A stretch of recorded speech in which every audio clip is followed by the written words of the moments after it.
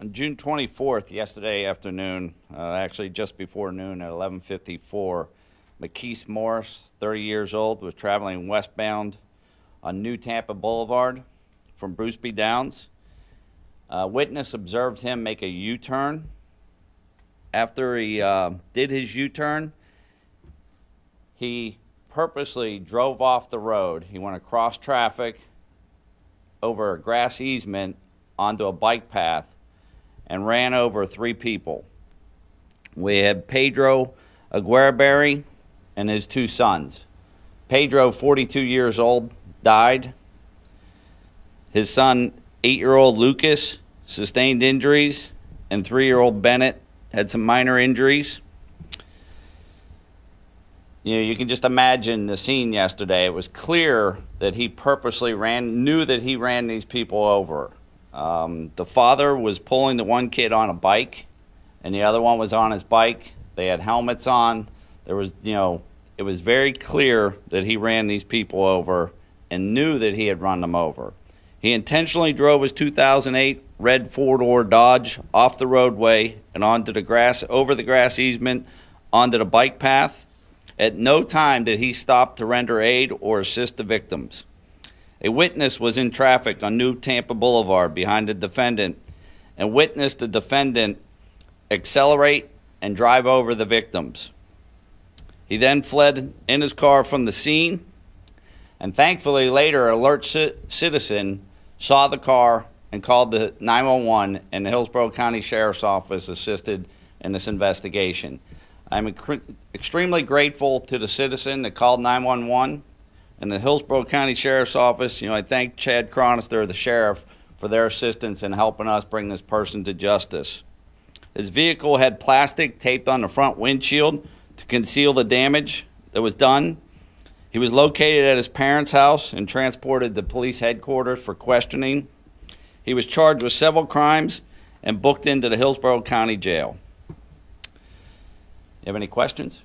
Chief, why do you think he did this? We're still piecing that together. It's an ongoing investigation.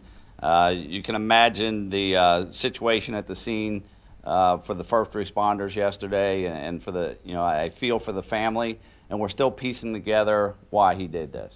Does he know the family? It does not appear he has any interaction with the family. So it's safe to classify this as random? Yeah, this is definitely random, and it was purposefully done. We don't know why. But he had no contact with the family. Here you have a 42-year-old father takes his 2 sons, 8 and 3, for a bike ride, and in an instant their life changed. You can feel for the mother and how she's going to have to pick up the pieces for this family, and you have an 8-year-old boy and a 3-year-old boy who essentially watched their father die. Do you have any updates on the kids' conditions? They're doing fine. As far as medically, they're stable. I think the kid had an injury to his leg. The other one had some scratches.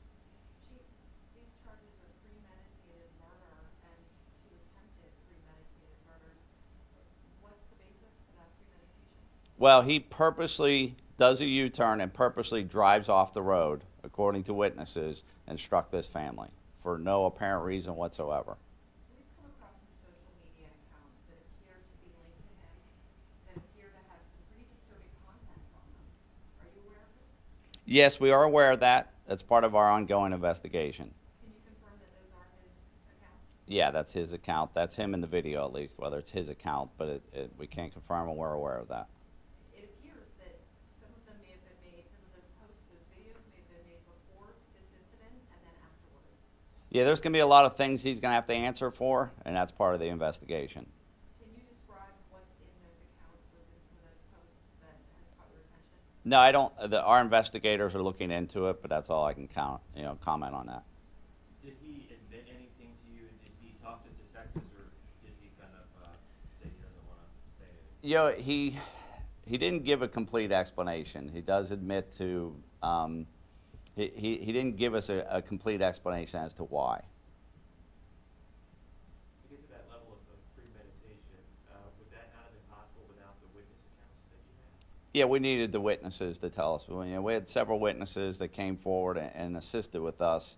But what at the scene, what we didn't have obviously was the car or the person who did that. And I am thankful for the person who noticed the vehicle and called 911 and the Hillsborough County Sheriff's Office and their assistance with it.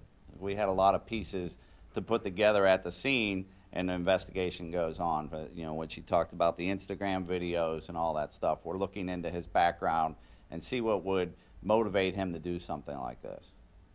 Has he had run-ins with the law in the past that you guys know of at this point? We have had contact with him. On June 12th, he walked into one of our district offices. He exhibited some odd behavior. That behavior met the criteria for a Baker Act, and he was Baker Acted back on June 12th. He's had some minor traffic infractions. Can you talk a little bit about his demeanor after this arrest or during the questioning? You know, he's someone who appears to be disturbed, and the investigators are still piecing that together.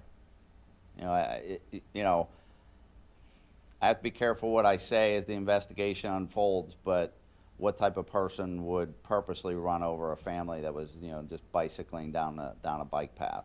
You know, this wasn't a family that was on a bike lane on the road. They were completely removed from the road itself on a completely separate bike path that there was, you know, an easement of probably 8 to 10 feet between the roadway and the actual bike path.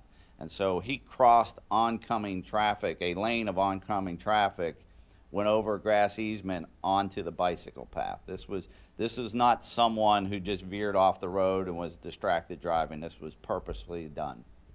So when you guys were notified of him before, was there anything in particular that you were watching out for when he got on your radar? No, he met the criteria for Baker Act. You know, unfortunately in law enforcement we come across many people like this, and we try to get them the mental help that they, you know, need. And that's what the Baker Act did. As far as putting him on a radar for something like this, no. Do you know how long he was held under that Baker Act? No, that's something that we'd have to review. We'll be able to provide you with that report afterwards. I'd imagine that you've been in contact with Pedro's wife and the mother of these kids. How's she doing? You know, you can imagine, you know, yesterday just before noon, her life changed. These two kids had to see their father essentially die at the scene. Unfortunately, because it was such a tough medical situation, the first responders had to make a decision and send the father to one hospital, and the son was airlifted to a different hospital.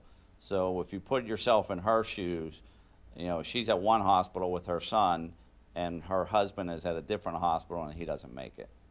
So she's, I'm sure she's going to have to really, you know, have a tough time. It was all I could think about last night is, you know, instantly her life has changed, and she's going to have to pick up the pieces for her two kids and for herself.